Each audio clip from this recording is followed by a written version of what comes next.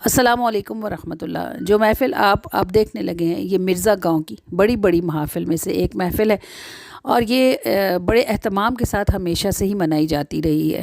یہ محفل ہماری پیاری فصیحہ کی ہے، جس کو ہم محبت سے فیسی کہا کرتے تھے۔ فیسی کی زندگی کو اگر ایک جملے میں بیان کیا جائے تو بس وہ یہ بنتا ہے کہ اسے زندگی نے سکھ کوئی نہیں دیا اور موت نے اسے دکھ کوئی نہیں پہنچایا۔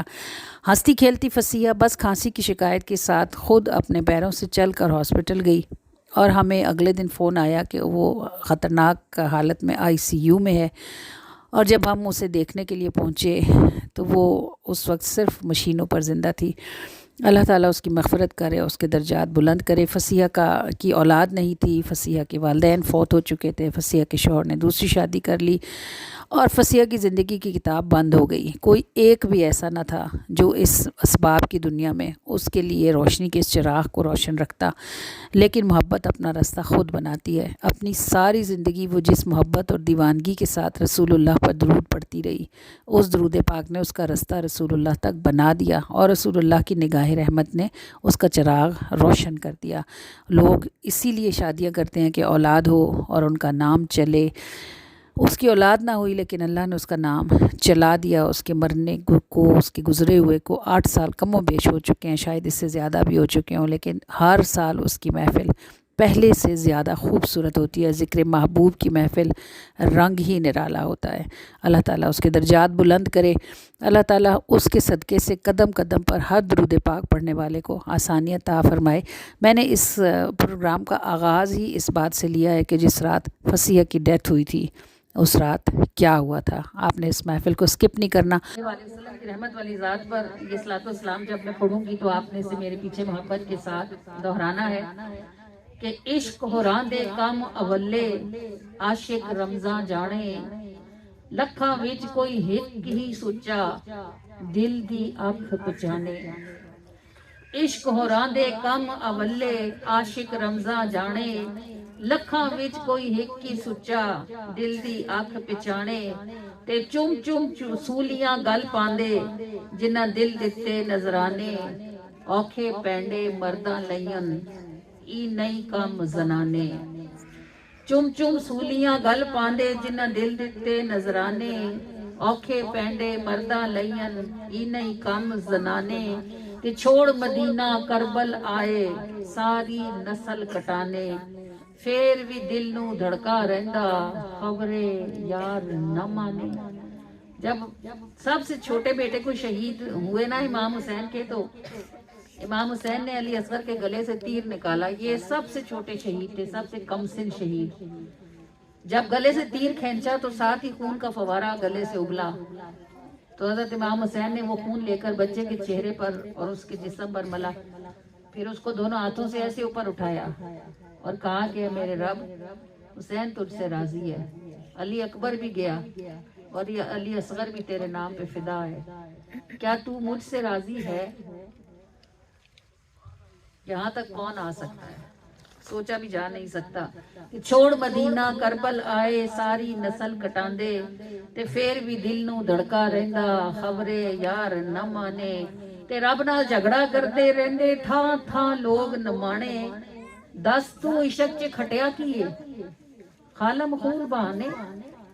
جدھر جان دینے کی بات آتی ہے، جدھر تھکنے کی بات آتی ہے، جدھر خرچ کرنے کی بات ہوتی ہے ادھر حجتے، تو جدھر نعمتوں کی بات آتی ہے تو جنت الفردوس سے نیچے کی طلب نہیں ہوتی کہ اللہ مرے تو جگہ مدینے میں ملے اور میدان محشر میں اللہ جنت الفردوس عطا فرمائے۔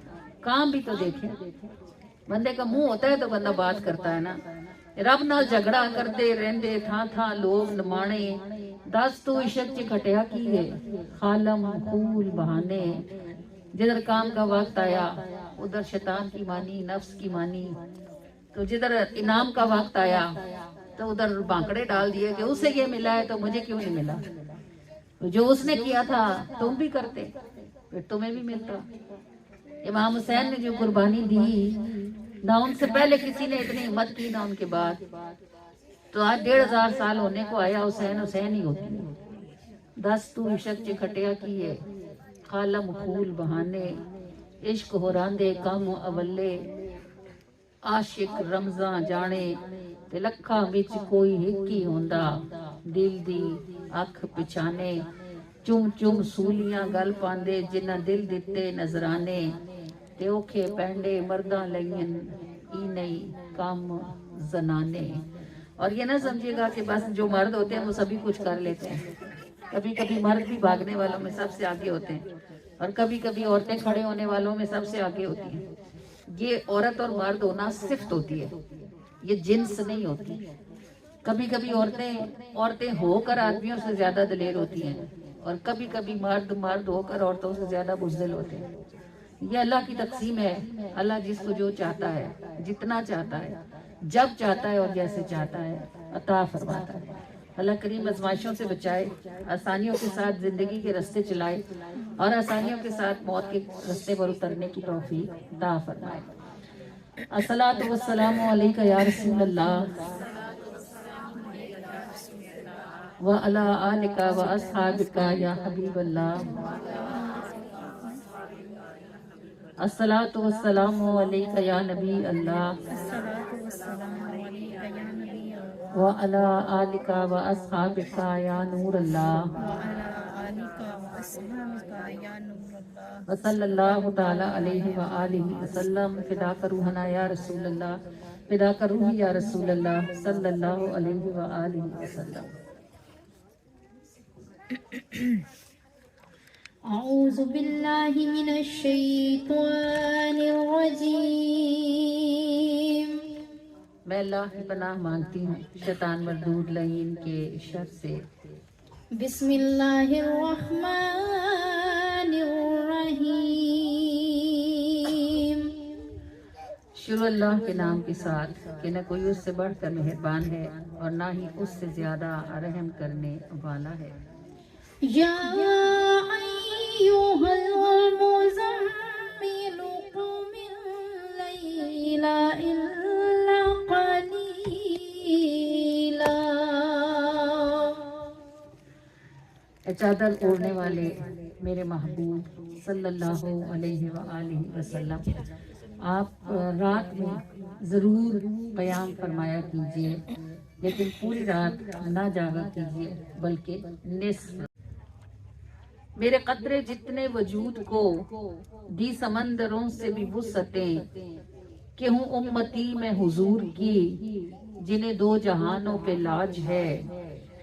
मेरे कतरे जितने वजूद को दी समंदरों से भी वुसअतें, कि हूँ उम्मती मैं हुजूर की जिन्हें दो जहानों पे राज है। जो कि सोचना भी मुहाल था, कहाँ मुमकिन इसका सवाल है। जो मिला वो सब तेरा फजल है, तेरी बंदी बस मोहताज है। अगर आप फैसी को ज़हन में रखें ना, तो आपको इस हम्द का एक एक हर्फ समझ आएगा। जैसे अल्लाह ने उसे नवाजा है ना, ऐसे अल्लाह हम में से हर किसी को नवाजे।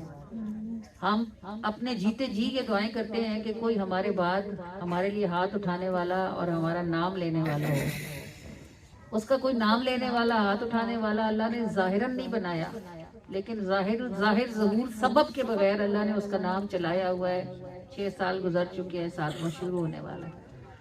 तो अल्लाह पाक आपको और मुझे दिखाता भी है, अगर हमें समझ आई तो वो समझाने के लिए ही दिखाता है कि मेरे कतरे जितने वजूद को दी समंदरों से भी वुसअतें, कि हूँ उम्मती मैं हुजूर की जिन्हें दो जहानों पे राज है। जो कि सोचना भी मुहाल था, कहाँ मुमकिन उसका सवाल था। जो मिला वो सब तेरा फजल है, तेरी बंदी बस मोहताज है। सारी उम्र वो इसी गम में बिलखती धड़कती रही कि कोई हो जो मेरे पीछे मेरी महफिल चलाए। अल्लाह ने किसी के ना होने के बाद भी उसकी महफिल चलाने के सबब बना दिए हैं। जैसे लड़कियां होती है ना, शादी के बाद घर बाप का हो या भाई का, वो कहती है अम्मी के घर जाना है। ऐसे इधर जो भी थके खर्च जो भी करे, नाम तो आप फैसी का ही लेते, यही कहते हो ना, फसिया का मिलाद है, फसिया का मिलाद है। तो नाम चलना और क्या होता है। तूने बख्श दी है जो नेमतें, मुझे उनका शुक्र भी कर अदा। मैं यहाँ वहाँ तेरी हूँ खुदा, तेरे हाथ ही मेरी लाज है। मेरे जैसों को भी नवाजना, तेरी रहमतों का मिजाज है।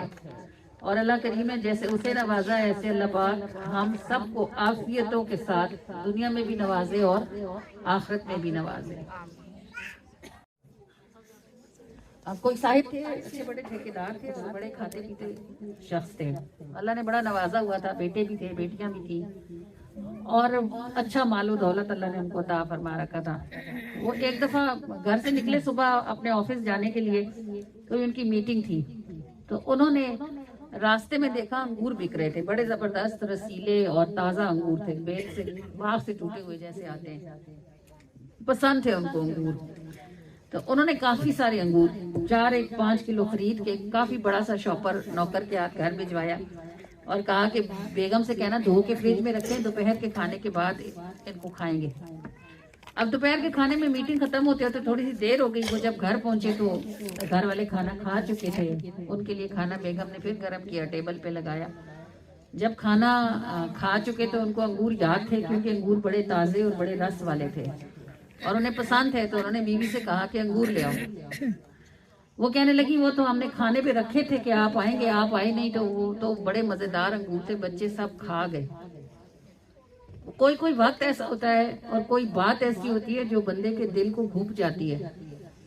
اس لمحے میں انہوں نے کہا کہ اگر میرے بچوں نے میرے لیے میری زندگی میں میری پسندیدہ چیز نہیں چھوڑی تو یہ میرے بعد میرے لیے کیا کریں گے۔ بس یہ بات انہیں اس وقت سمجھ آ گئی کہ مجھے جو بھی کرنا ہے آگے کے لیے اپنی زندگی میں کرنا ہے اور خود کرنا ہے۔ وہ اسی وقت اٹھ کے اپنے اکاؤنٹ مینیجر کے پاس گئے، اس سے کیش پورا حساب لگوایا کہ ہمارے پاس کتنا کیش ہے۔ شہر کی سب سے مصروف ترین جگہ پہ جو مہنگی زمین تھی اسی دن گئے، اس کے مالک سے بات کی، مسجد کے لیے جگہ خریدی، ٹھیکیدار سے بات کی، اس کو ایڈوانس دیا اور جتنا سرمایہ موجود تھا آدھے سے زیادہ سرمایہ مسجد اور مدرسے کے لیے وقف کر کے جب رات گئے گھر واپس آئے تو بیوی بغیر کھانا کھائے پریشان بیٹھی تھی۔ اس نے سمجھا بھئی انگور نہیں ملے تو یہ خفا ہو گئی، تو وہ بیچاری بغیر کھانا کھائے بیٹھی تھی اور پریشان تھی۔ جب گھر پہنچے تو اس نے ڈرتے ڈرتے پوچھا کہ کھانا لے آؤں؟ وہ کہنے لگے نہیں، بس چائے کافی کچھ بنا کے لے آؤ، کھانے کا موڈ نہیں ہے۔ بیگم نے ذرا جواب تسلی سے سنا تو اس کو حوصلہ ہوا کہ بھئی ناراض نہیں ہوئے صاحب۔ وہ چائے بنا کے بیڈ روم میں لے گئی، چائے ان کو دی اور ان سے کہنے لگی آپ دوپہر کے کھانے سے اتنی جلدی اٹھ کے چلے گئے، کوئی بات نہیں کی اور اتنی لیٹ واپس آئے، میں تو ڈر رہی تھی کہ آپ خفا ہو کر کہاں چلے گئے۔ تو وہ ہنسے اور کہنے لگے آج مجھے زندگی کا سب سے بڑا سبق ملا اور میں آج اپنے لیے جنت کا باغ خرید آیا ہوں۔ تو بیوی صاحبہ حیران ہوگی، وہ منہ دیکھنے لگی، کہنے لگی اس کا کیا مطلب ہے؟ پھر انہوں نے بتایا کہ میں اس طرح گیا، میں نے زمین خریدی، میں نے ٹھیکیدار سے بات کی، مدرسہ اور مسجد کے لیے نقشے کی بات کی اور اس سارے کام میں جتنے پیسے لگنے تھے ان ساروں کو ایک ترتیب سے ایڈجسٹ کر کے اس کا ٹرسٹ بنا کے اس پہ کسی نگران کی ڈیوٹی لگا کر اب گھر واپس آیا ہوں، آج کی رات چین سے سوؤں گا۔ کہ مجھے یہ بات سمجھ آ گئی کہ میں نے جو بھی کچھ کرنا ہے اپنے ہاتھوں سے اپنی زندگی میں کرنا ہے۔ تو وہ تو خوش بخت ہے کہ ان کو ایک چیز سے ٹھوکر لگی اور ان کی آنکھیں کھل گئی۔ یہ بتائیں ہم سب کی کب کھلے؟ حضرت علی کرم اللہ وجہ الکریم فرماتے ہیں کہ انسان سو رہا ہے، جب اسے موت کے ہاتھ لگیں گے یہ تب جاگے گا۔ جیسے کوئی ٹھنڈے ٹھنڈے ہاتھ صبح صبح لگائے نا تو بندے کی پٹ سے آنکھیں کھل جاتی، بالکل اسی طرح ابھی ہم غفلت میں ہیں۔ دن ہوتا ہے تو ہم نے یہ کرنا ہے، یہ کرنا ہے، یہ کرنا ہے، رات ہوتی ہے تو یہ کرنا ہے، بستر پہ لیٹتے ہیں تو پھر اگلے دن کا پلان ہوتا ہے یہ کرنا ہے۔ جو کرنا ہے اس کا کہیں ذکر تذکرہ نہیں ہے۔ اللہ کریم ہمیں ہمارے وقت سے پہلے جاگنے کی توفیق عطا فرمائے، جس طرح کے اللہ تعالیٰ نے ان لوگوں کو توفیق عطا فرمائی جو اپنے جانے سے پہلے اپنے کام اور اپنے نام دونوں سنبھال گئے ہیں۔ اللہ کریم ہمیں بھی ان کاموں کی اتنے خلوص سے توفیق عطا فرمائے کہ ہمارا خلوص اس کی بارگاہ میں قبول ہو جائے۔ اصل جو چیز ہوتی ہے نا وہ خلوص ہوتی ہے نا۔ میں جب بھی کبھی فیصل کے میلاد پہ دعا کرتی تھی نا، ہم ہمیشہ سے ہر میلاد میں ہدیہ شامل کرتے ہیں، الحمدللہ آتا ہے ہمارے پاس، آپ سب میلاد والوں کے لیے ہوتا ہے، ہم سب کو ہی دیتے ہیں، اس میں ہمارا کوئی کمال نہیں ہوتا، آتا ہی میلادوں کے لیے۔ لیکن وہ ہمیشہ مجھے اپنے گھر کا پڑا ہوا درود ہمیشہ بتاتی تھی اور کہتی تھی یہ باجی ہمارے گھر کا درود ہے. تو میں ہنستی تھی کہ میں کہتی تھی کوئی مکھن یا گھی تو نہیں ہے جو تم کہتی ہو ہمارے گھر کا ہے. تو وہ کہتی تھی ہم سارے مل کے اتنے دنوں میں 1 لاکھ پڑھتے ہیں اور ہم گن کے رکھتے ہیں یہ 1 سال میں ہمارے اتنے لاکھ ہوتے ہیں. یہ چیزیں ہم نے اپنے گھر میں پڑھی ہیں, یہ ہمارے گھر کی پڑھی ہوئی چیزیں. آپ دیکھیں اب ہمیں یہ بات سمجھ آتی ہے کہ اس کے کام میں اتنا اخلاص تھا کہ اب وہ چلی بھی گئی ہے تو اس کے پیچھے وہ جس طرح پڑھتی تھی, جس طرح ہدیے بناتی تھی, جس طرح اسے شوق ہوتا تھا کہ میرا ہدیہ کوئی نہ دیکھے, کوئی کسی کے جیسا بھی نہ ہو, بس جیسا میرا ہے ویسا کسی کا بھی نہ ہو. تو ابھی آپ دیکھ لیں ہدیہ بنانے کی ڈیوٹی اللہ نے کسی کی لگا دی ہے, پڑھ کے جمع کرنے کی ڈیوٹی کسی کی لگا دی ہوئی ہے, اور میلاد کی ڈیوٹی جو ہے وہ میری بھی لگی ہوئی ہے, فرا کی بھی لگی ہوئی ہے اور آپ کی بھی لگی ہوئی ہے. اللہ کریم ہم سب کو اپنی زندگی میں اپنے لیے نعمتیں سمیٹنے والے کام کرنے کی توفیق عطا فرمائے, اور اللہ پاک ہم کو اپنے شکر گزار ترین بندوں میں داخل کرے. اس لیے کہ صرف شکر ہی ہوتا ہے جس کی وجہ سے نعمت بچتی ہے, ورنہ یہ ضائع ہو جاتی ہے. تیری نعمتوں کے سائے کہیں مجھ سے ہٹ نہ جائے, جو تجھے پسند آئے مجھے وہ شکر سکھا دے, جو تجھے پسند آئے مجھے وہ شکر سکھا دے. تیری نعمتوں کے سائے کروں جستجوئے دنیا, ملے اس بلا سے معافی, کروں جستجوئے دنیا, ملے اس بلا سے معافی, جو تیری رضا کو ڈھونڈے, جو تیری رضا کو ڈھونڈے, مجھے وہ فکر سکھا دے, جو تیری رضا کو ڈھونڈے مجھے وہ فکر سکھا دے, جو تجھے پسند آئے مجھے وہ شکر سکھا دے. تیری نعمتوں کے سائے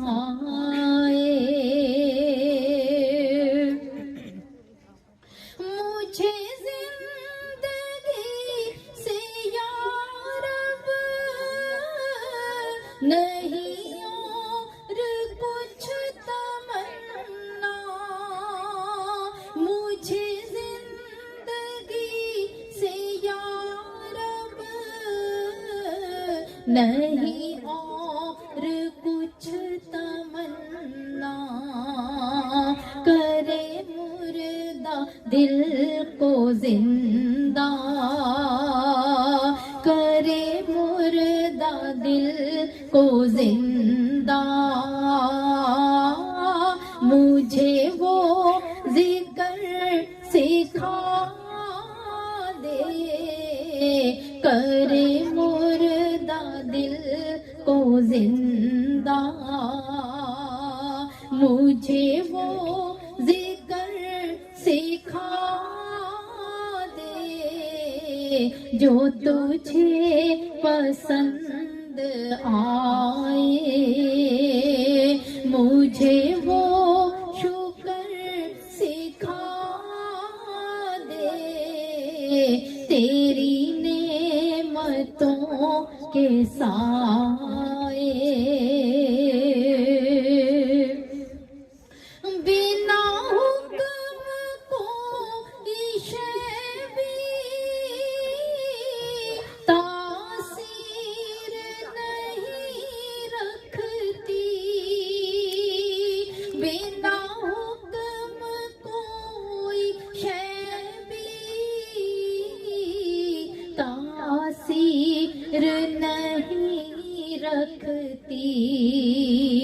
میری بات کا اثر ہو، میری بات کا اثر ہو، مجھے وہ ہنر سکھا دے جو تجھے پسند آئے، مجھے وہ شکر سکھا دے تیری نعمتوں کے سائے، کہیں مجھ سے ہٹ نہ جائے جو تجھے پسند آئے، مجھے وہ شکر سکھا دے تیری نعمتوں کے سائے۔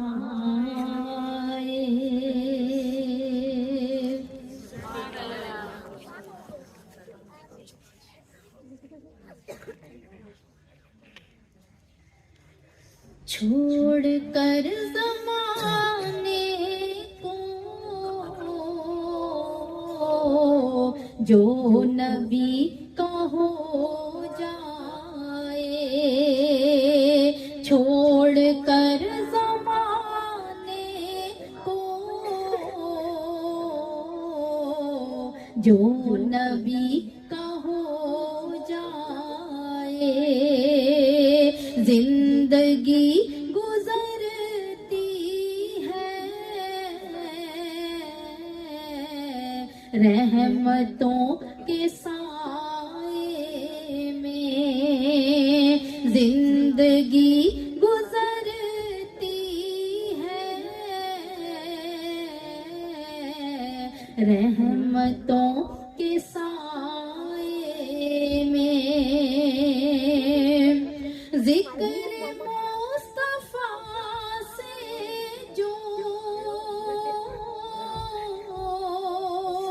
دل آباد کرتا ہے، ذکر مصطفیٰ سے جو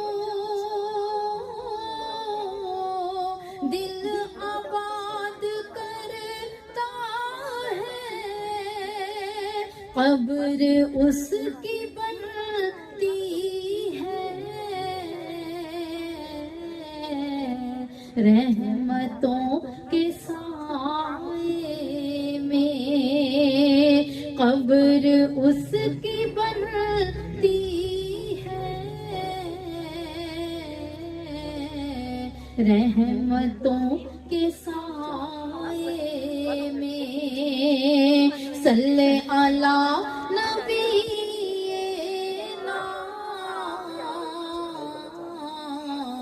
صلی علی محمد صلی علی شفیعنا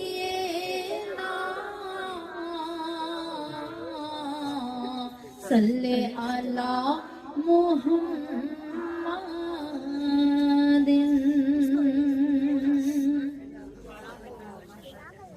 سمجھا دیں انہیں مائک میں بولا تو ساری پوری یہ ساری یا پیچھے چلے جاؤ بیٹے، اگر آپ لوگوں نے چپ کر کے نہیں بیٹھنا نا پیچھے چلے جاؤ، اٹھاؤ یہ ساری چھوٹی بچیاں، یہ تم دونوں بھی اٹھاؤ انہیں، اگر یہ نہیں چپ کرتے تو اٹھاؤ، مستقل یہ بالکل ایک دوسرے کے ساتھ ہیں، چھوٹے ہیں نا یہ، ان کو پیچھے بھیج دیں۔ یہ سب پیچھے چلی جاؤ، اٹھو۔ چپ کر کے بیٹھنا ہے تو بیٹھو، ٹھیک ہے، چپ کر کے اگر بیٹھنا ہے سننا ہے تو پھر بیٹھو، نہیں تو اٹھ جاؤ۔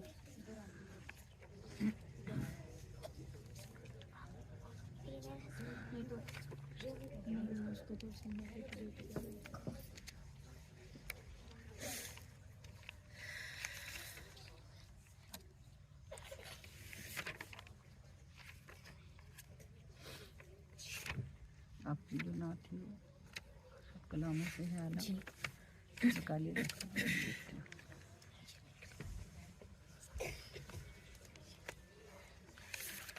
مولانا جلال الدین رومی علیہ رحمہ کا ایک مرید تھا، وہ بھینگا تھا.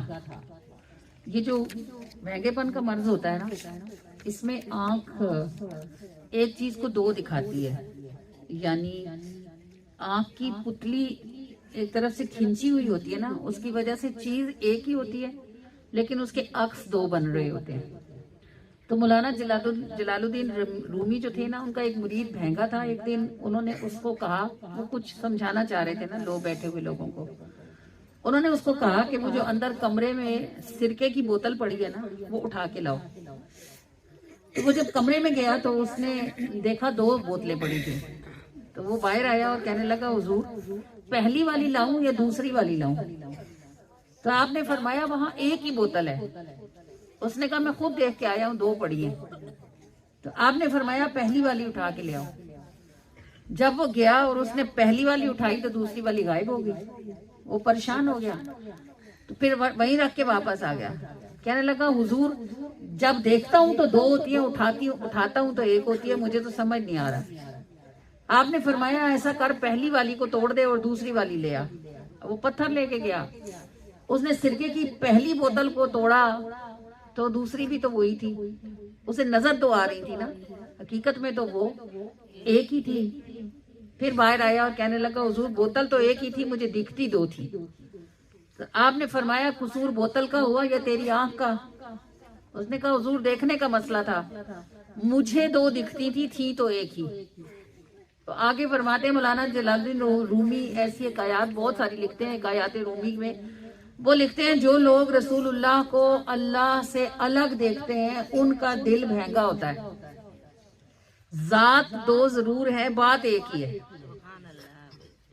بھئی اللہ جو قرآن میں فرماتا ہے کہ اے محبوب صلی اللہ علیہ وآلہ وسلم جب وہ کنکریاں پھینکی گئیں، وَإِذَا رَمَيْتَ، جب پھینکی گئی وہ کنکریاں تو کس نے پھینکی؟ ہم نے پھینکی. آپ کے ہاتھ نے نہیں پھینکی بلکہ ہم نے وہ کنکریاں پھینکی.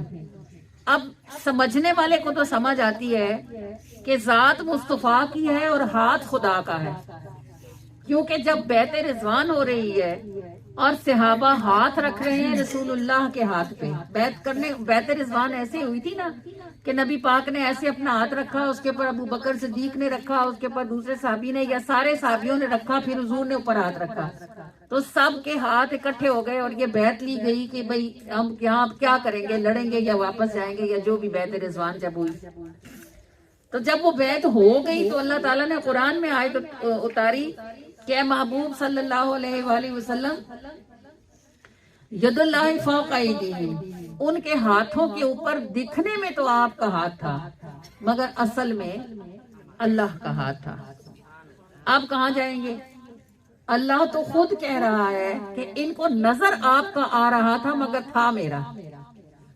تو یہ جو لوگ بات بات میں جھگڑا کرتے ہیں کہ یا رسول اللہ کہیں کہ نہ کہیں، اللہ کو پکاریں حضور کو پکاریں، یہ پڑھیں اور یہ نہ پڑھیں، ایسے کہیں اور ایسے نہ کہیں، تو جلال الدین رومی علیہ رحمہ فرماتے ہیں کہ پھر اصل میں بات یہ ہے کہ وہ خدا نہیں، با خدا نہیں، وہ مگر خدا سے جدا نہیں. فرق کہاں آتا ہے؟ چیز میں نہیں، دیکھنے والے کی آنکھ میں. جب اللہ ایک بات کو قرآن میں آیت بنا کر گواہی دے رہا ہے کہ حقیقت دیکھنے میں تو ایسا لگا کہ آپ نے کیا لیکن در حقیقت ہم نے کیا. اے محبوب ان کو تو یوں لگا کہ آپ نے اوپر ہاتھ رکھا لیکن اصل میں ہاتھ رکھا ہم نے. تو جب اللہ اس چیز کی گواہی دے رہا ہے کہ میں اور میرا محبوب ایک دوسرے سے علیحدہ نہیں ہے، اس کا مطلب یہ نہیں ہے معاذ اللہ کہ اللہ محمد ہے اور محمد اللہ ہے. ذاتیں 2 ہی ہیں، بات ایک ہے. اللہ کی رضا کے بغیر حضور کی بات نہیں اور حضور کی رضا کے بغیر اللہ کی بات نہیں.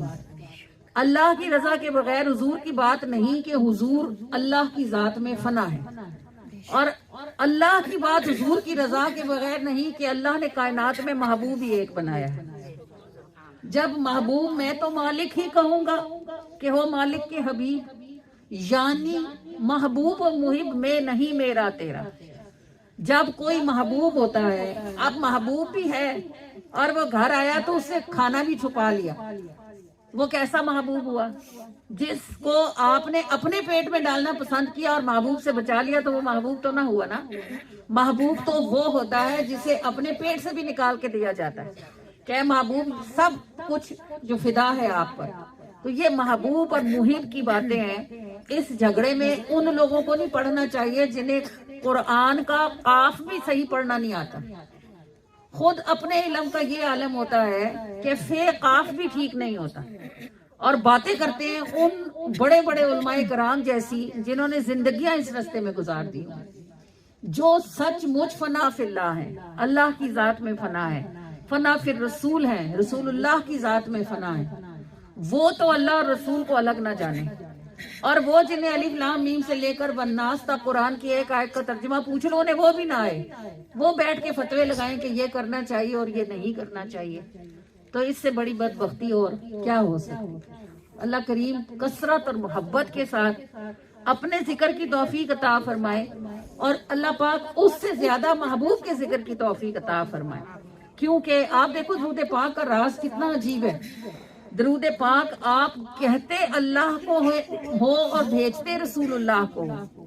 جب آپ درود پڑھتے ہو تو بات آپ اللہ سے کرتے ہو اور کام آپ رسول اللہ کا کرتے ہو، اور اللہ تعالیٰ پھر آپ کو حکم دیتا ہے کہ تم ایسے کرو۔ بھئی یوں کہتے ہو کہ یا اللہ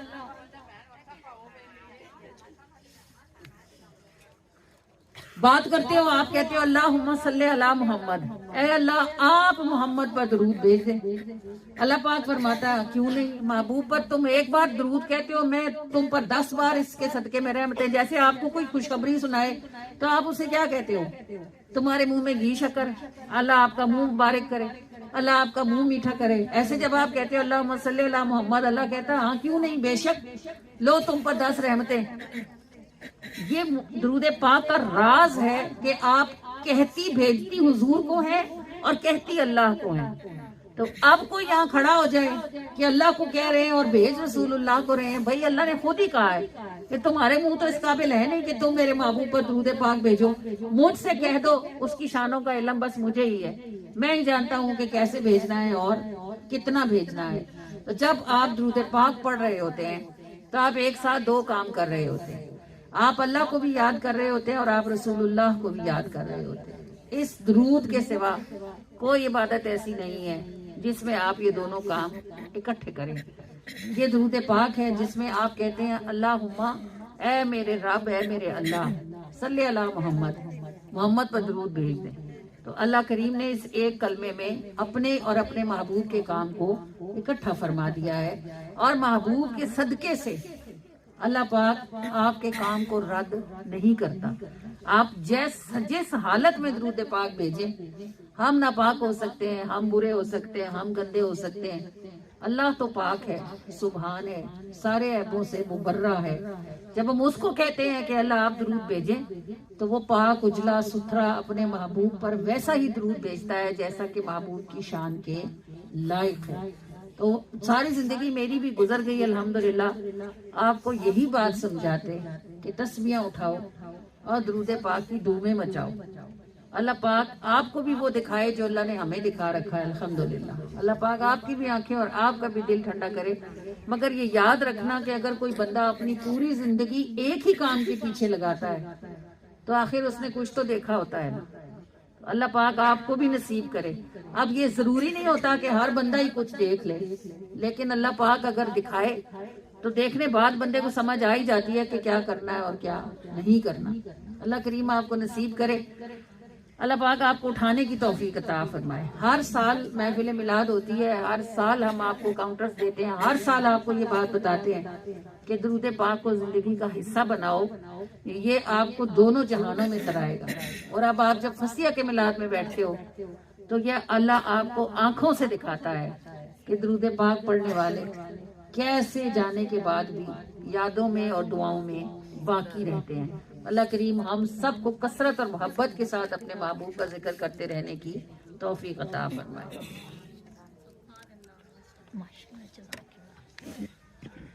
سب کلاموں سے ہے اعلیٰ دو جہانوں میں درود، پڑھ میرے سرکار پہ دل جگمگاتے جائیں گے۔ سب کلاموں سے ہے اعلیٰ دو جہانوں میں درود، پڑھ میرے سرکار پہ دل جگمگاتے جائیں گے۔ پڑھ میرے سرکار پہ دل جگمگاتے جائیں گے۔ پڑھ میرے سرکار پہ دل جگمگاتے جائیں گے۔ صلی اللہ علیہ وسلم، صلی علی محمد، صلی اللہ علیہ وسلم، صلی علی محمد، صلی اللہ علیہ وسلم، صلی علی محمد، صلی اللہ علیہ وسلم، صلی علی محمد۔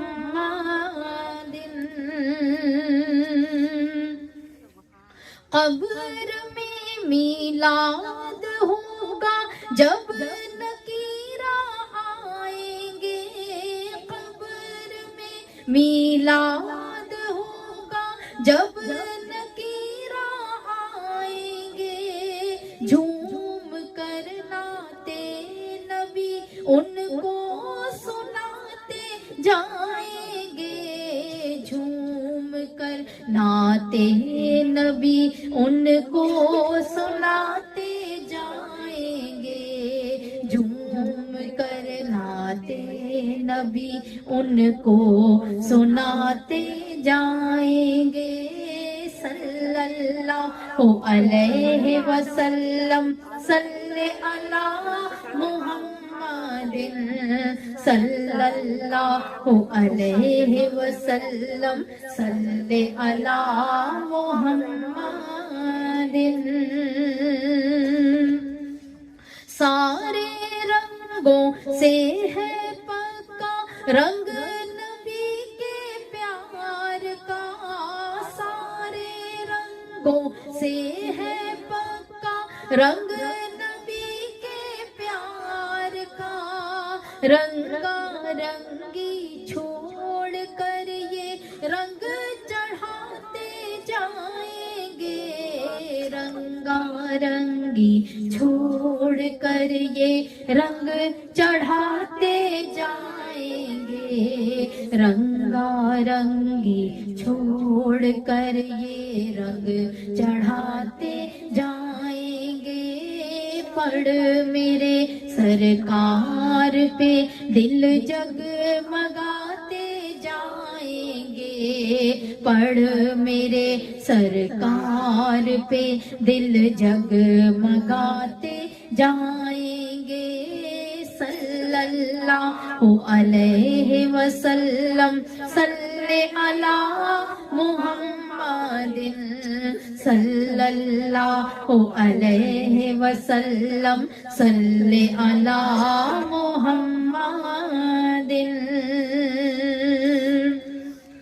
ان کے دروازے پہ آ کے کچھ نہیں مانگیں گے، پر ان کے دروازے پہ آ کے کچھ نہیں مانگیں گے، پر ہے یقین ہم دین و دنیا سب ہی پاتے جائیں گے، ہے یقین ہم دین و دنیا سب ہی پاتے جائیں گے، ہے یقین ہم دین و دنیا سب ہی پاتے جائیں گے۔ صلی اللہ علیہ وسلم، صلی علی محمد، صلی اللہ علیہ وسلم، صلی علی محمد۔ گھر سے لے कर कब्र तक लंबा सफर है, पर हुजूर घर से लेकर कब्र तक लंबा सफर है, पर हुजूर दस्ते रहमत से सभी कांटे हटाते जाएंगे, दस्ते रहमत से सभी कांटे हटाते जाएंगे, दस्ते रहमत से सभी कांटे हटाते जाएंगे।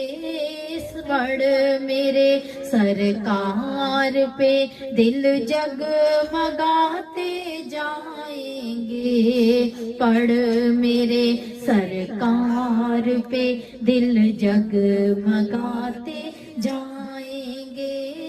सब कलामों से है आला दो जहानों में दरूद, पढ़ मेरे सरकार पे दिल जगमगाते जाएंगे, पढ़ मेरे सरकार पे दिल जगमगाते जाएंगे, पढ़ मेरे सरकार पे दिल जगमगाते जाएंगे।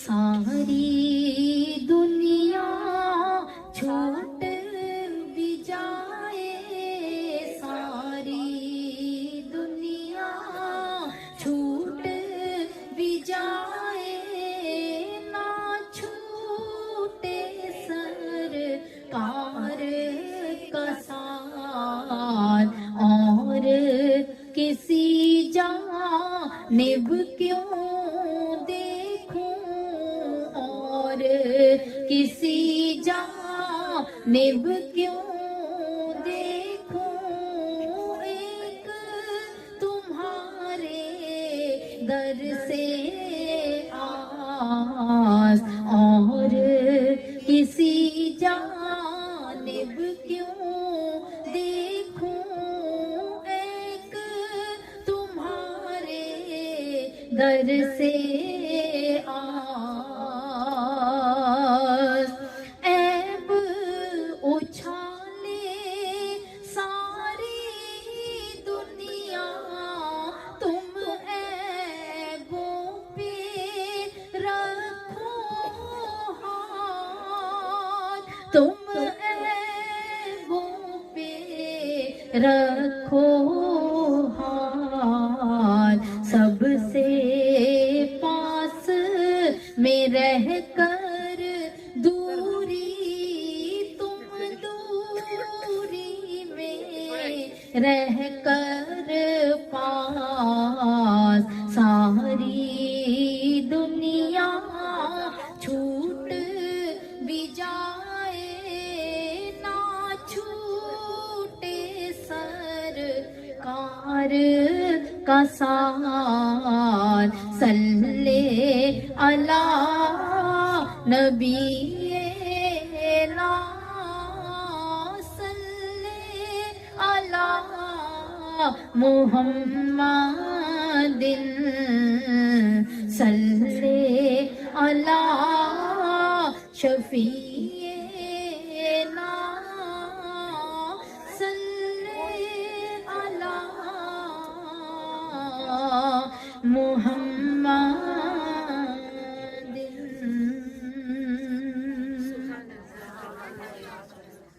इस लाइट को देखें, इसका कोई स्विच वगैरह हिला है, ये जो बड़ी लाइट बंद हुई है इसको देखें जरा शुमाइला उठे, देखें इसका स्विच हिला है, कहीं लगा हुआ था, तार चेक करें इसकी।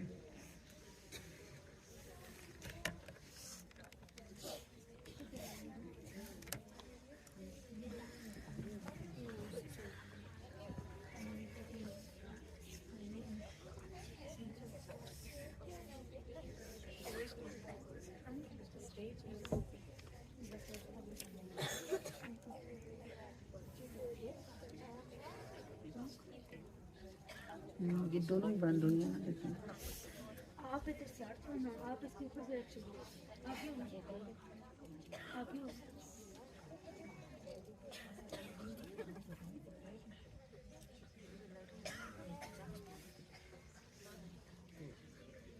नहीं नहीं स्माइल नीचे, अच्छा नीचे अच्छा ठीक है, नीचे से नहीं, आप आगे होकर रखना। حضرت حسن بصری علیہ رحمہ کا ایک پڑوسی تھا، سایہ مالدار ہوگا کوئی، تو وہ آتش پرست تھا۔ آتش پرست جو لوگ ہوتے ہیں نا، یہ وہ لوگ ہوتے ہیں جو آگ کو خدا مانتے ہیں اور یہ اس کی پوجا کرتے ہیں نا۔ ان سب کے گھروں میں، جیسے ہندوؤں کے گھروں میں چھوٹے چھوٹے بھگوان ہوتے ہیں نا، ان سب نے اپنے اپنے خدا خود ہی بنائے ہوتے ہیں۔ ایسے ان آتش پرستوں نے اپنے گھروں میں آگ جلائی ہوتی ہے۔ ان کی ایک انگیٹھی ہوتی ہے جس میں آگ ہمیشہ جلتی رہتی ہے، اور ان کی اپنی کوئی عبادت ہوتی ہے جو یہ اس آگ کے کو دیکھ کے کرتے رہتے ہیں۔ وہ اس نے ساری زندگی آگ کو پوجا تھا اور آتش پرست تھا۔ تو حسن بصری کو پتا چلا کہ سخت بیمار ہے اور بالکل مرنے کے قریب ہے۔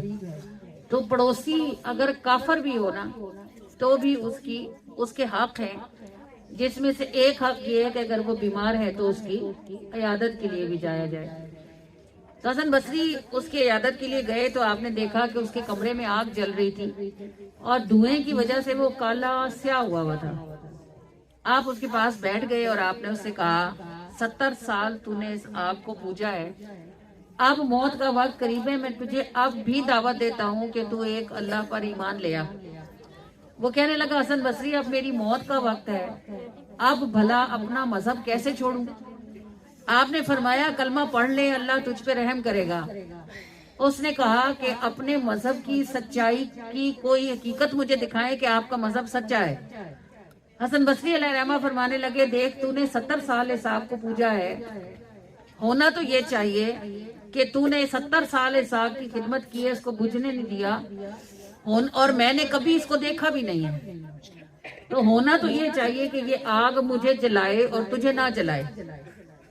اگر ہم دونوں اس انگیٹھی میں باری باری اپنے ہاتھ رکھیں تو سچ سامنے آ جائے گا، لیکن مجھے اپنے رب کی قدرت پہ یقین ہے کہ اگر میں نے انگیٹھی میں ہاتھ ڈالا تو آگ کی جرت نہیں ہے کہ وہ مجھے اللہ کی مرضی کے بغیر جلا سکے۔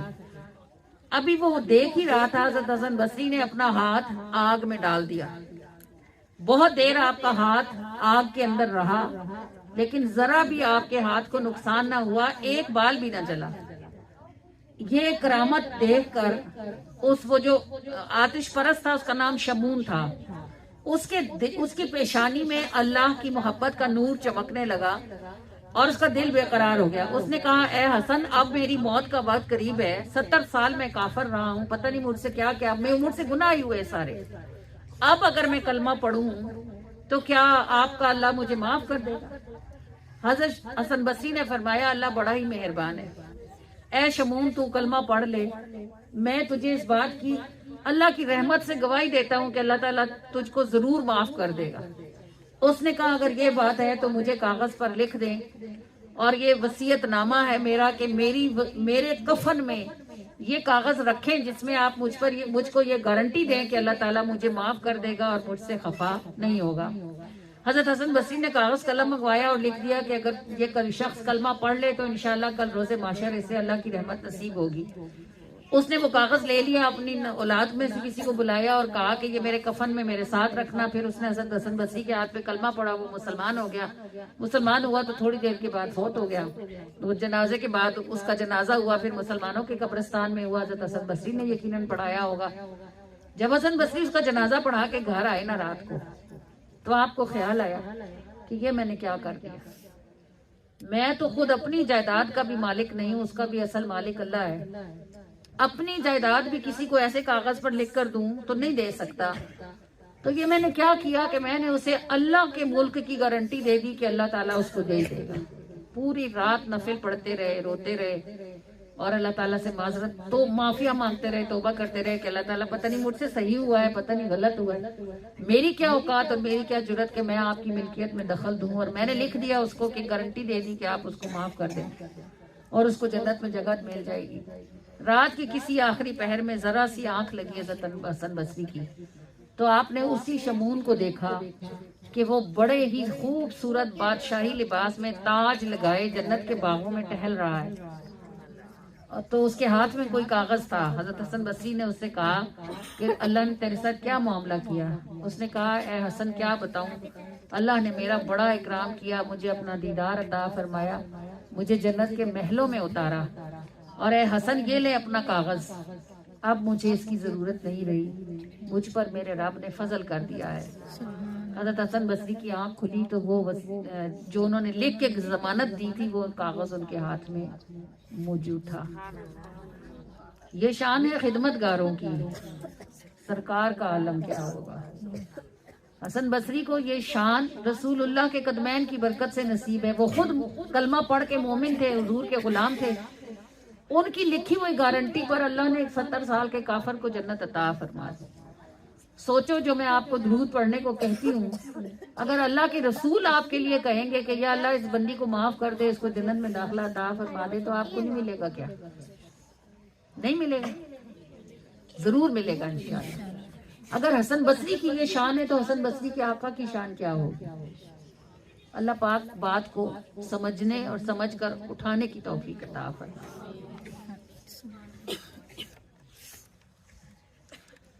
آپ سوا کچھ اور نہ منگیے, آپ سوا کچھ اور نہ منگیے, رب کو لوجے منگیے خیر.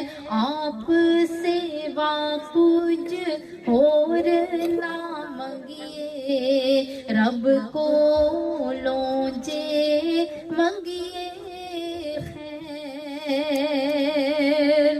بندے نو پر لگ جان دیجے, بندے نو پر لگ جان دیجے, چمڑ نو مل جاوڑ پیر.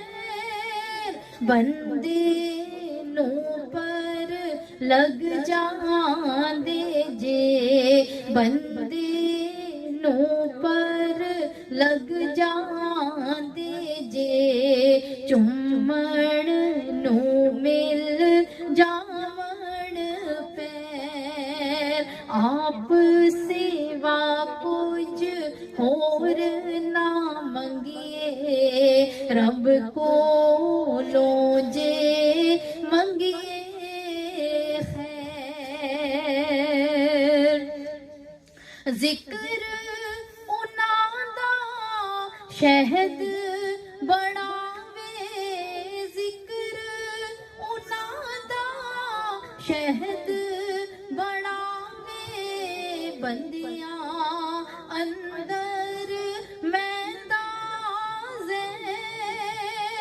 ذکر انہاں دا شہد بڑھاوے, ذکر انہاں دا شہد بڑھاوے, بندیاں اندر میدان زیر. بندے نو پر لگ جان دیجے, بندے نو پر لگ جان دیجے, چمڑ نو مل جاوڑ پیر. آپ سوا کچھ اور نہ منگیے, رب کو لوجے منگیے خیر.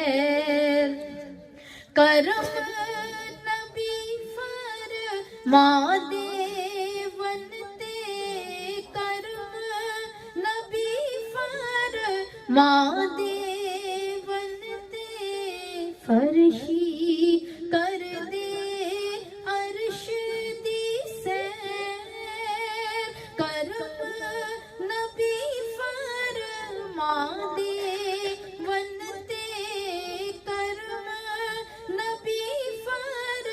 مادیون تے فرشی کر دے عرش دی سیر کرم نبی فرما دیون تے کرم نبی فرما دیون تے فرشی کر دے عرش دی سیر آپ سوا کچھ اور نہ منگیے رب کو لوں جے منگیے خیر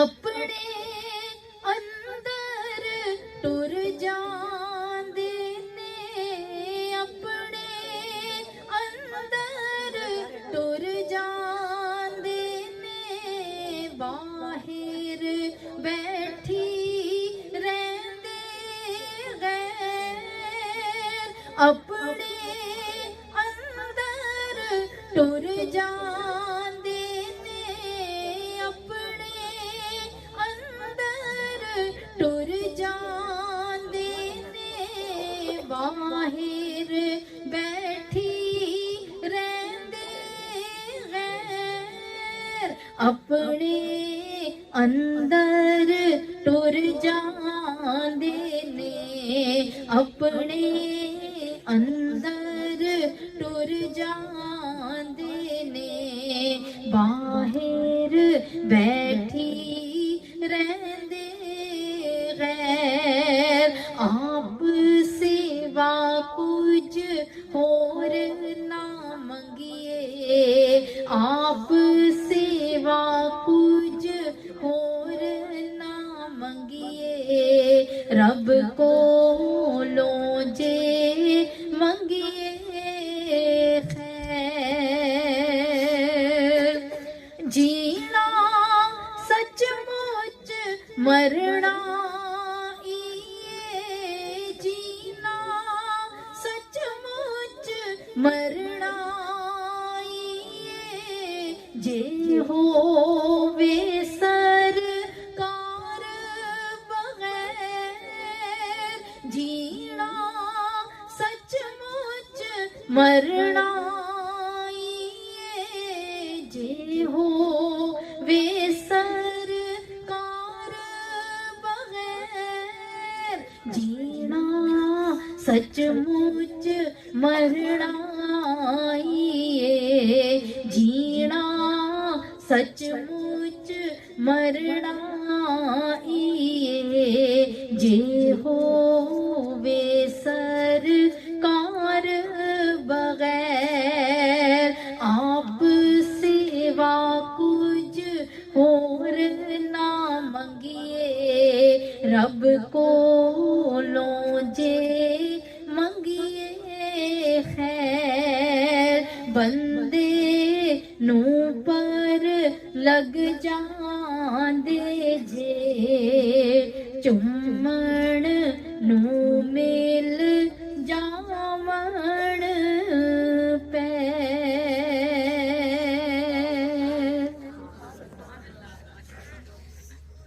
اللہم صلی علی سیدنا محمد اللہم صلی علی سیدنا محمد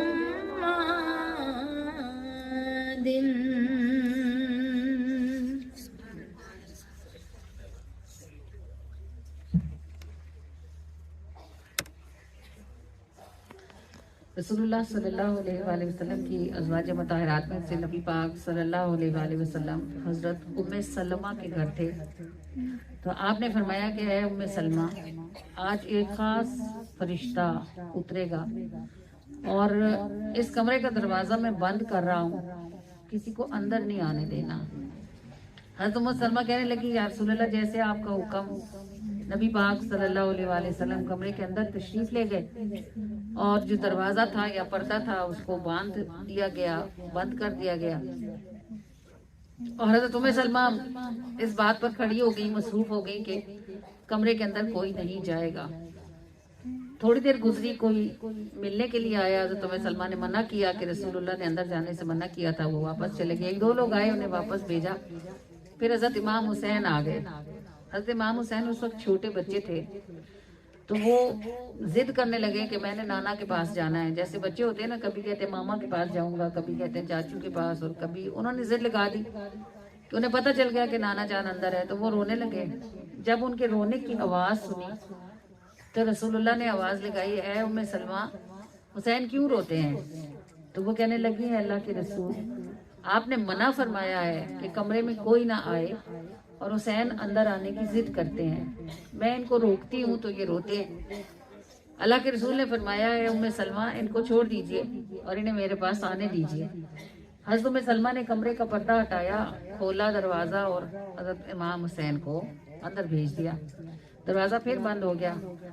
تھوڑی دیر گزری تھی کہ کمرے کے اندر سے رسول اللہ صلی اللہ علیہ وآلہ وسلم کے رونے کی آواز آئی۔ پھر یہ آواز بلند ہوئی اور اتنی بلند ہوئی کہ حضرت ام سلمہ سخت پریشان ہو گئی۔ رسول اللہ آہو بکا کرنا رسول اللہ سے عام تھا، یعنی آپ اپنی امت کے لیے اکثر نمازوں میں سجدوں میں رویا کرتے تھے اور رونے کی آواز آیا کرتی تھی، لیکن شاید اس دن یا تو آواز زیادہ تھی یا بلند تھی کہ وہ ایک معمول کا رونا نہیں تھا۔ حضرت ام سلمہ سخت پریشان ہوئی اور کچھ دیر انہوں نے باہر انتظار کیا کہ رسول اللہ شاید پسند نہ کریں کہ میں اندر جاؤں، لیکن محبت والی بیوی ہونے کے سبب سے جب ان کی برداشت کی حد ختم ہوئی تو وہ دروازہ کھول کر کمرے میں داخل ہو گئی۔ انہوں نے دیکھا کہ رسول اللہ صلی اللہ علیہ وآلہ وسلم نے حضرت امام حسین کو یہاں اپنے زانوں پر بٹھایا ہوا ہے اور آپ صلی اللہ علیہ وآلہ وسلم حضرت امام حسین کو دیکھتے اور زاروں قطار روتے ہیں۔ حضرت ام سلمہ پریشان ہو گئی، انہوں نے حضور علیہ الصلوۃ والسلام کو تسلی دی، دلاسا دیا اور کہنے لگے اللہ کے رسول، آپ اس قدر بے قرار کیوں ہیں اور اتنی شدت کے ساتھ گریہ کیوں فرما رہے ہیں؟ نبی پاک صلی اللہ علیہ وآلہ وسلم نے فرمایا، اے ام سلمہ، ابھی ایک فرشتہ میرے پاس آیا اور اس نے مجھے کہا کہ یہ جو آپ کے زانوں پر بیٹھا ہے، جس سے آپ کو بہت محبت ہے، آپ کے اس نواسے کو آپ کی امت پیاس اور بھوک کے عالم میں پانی کے بغیر صحرا کی دھوپ میں شہید کرے گی، اور نہ صرف اس کو بلکہ اس کے ساتھ اس کے تمام ساتھیوں کو بھی تہہ تیغ کر دیا جائے گا۔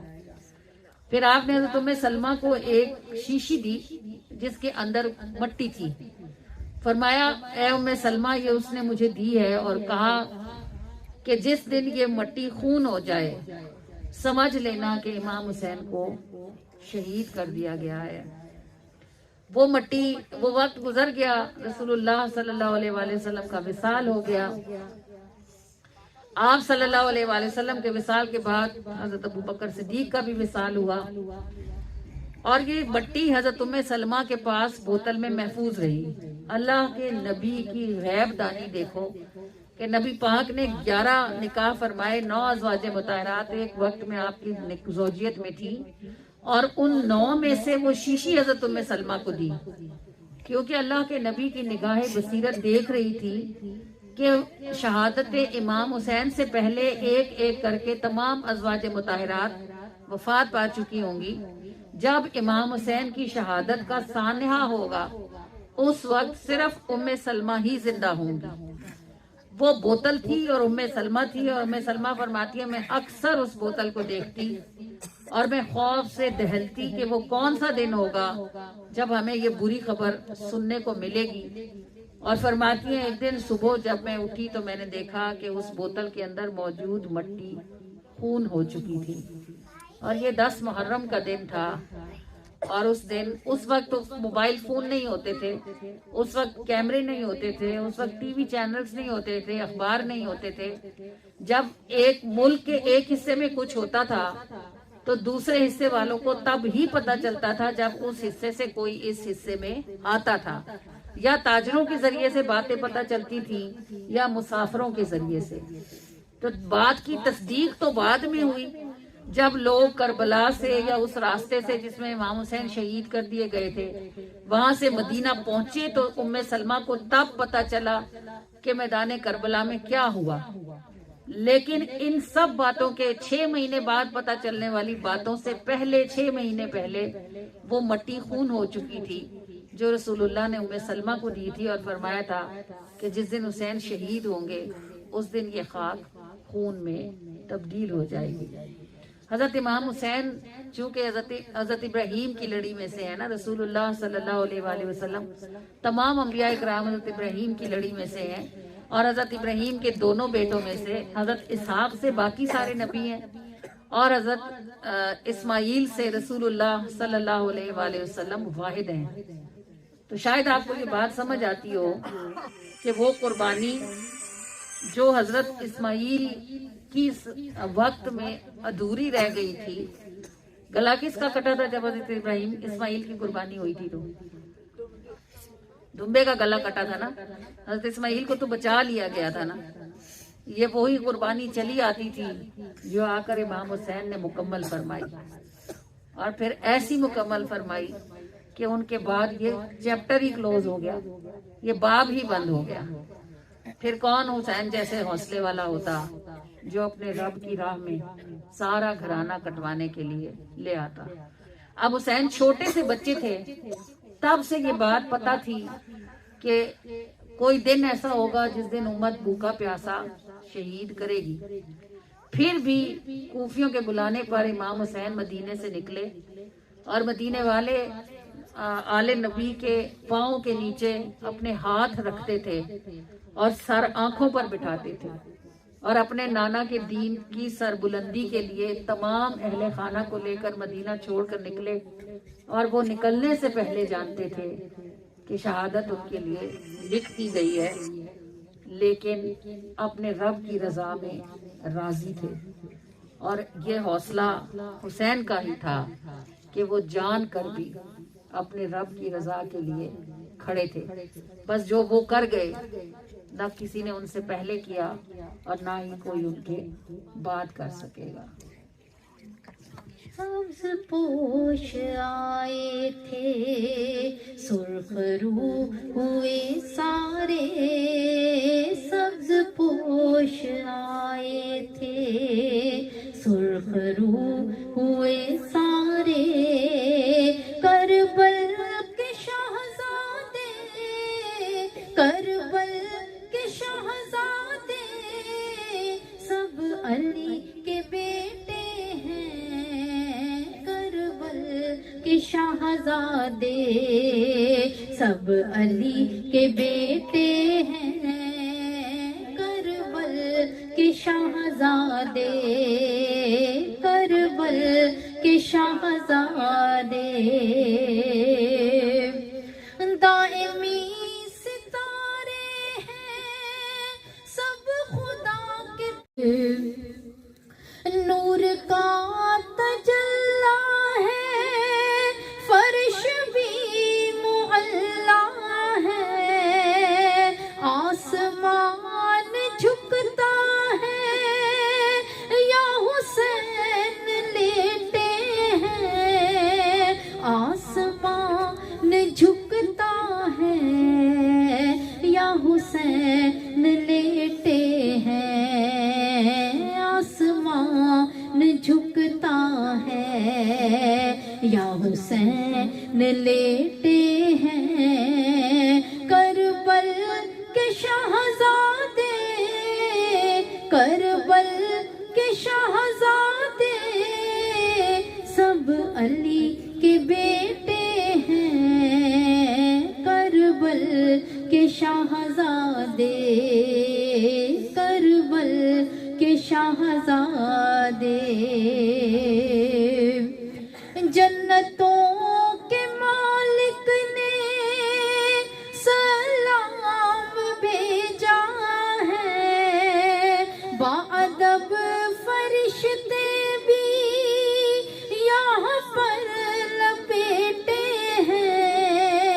جنتوں کے مالک نے سلام بھیجا ہے، باادب فرشتے بھی یہاں پر لپیٹے ہیں، باادب فرشتے بھی یہاں پر لپیٹے ہیں، آسمان جھکتا ہے، آسمان جھکتا ہے، یا حسین لیٹے ہیں، کربل کے شہزادے سب علی کے بیٹے ہیں، کربل کے شہزادے، کربل کے شہزادے۔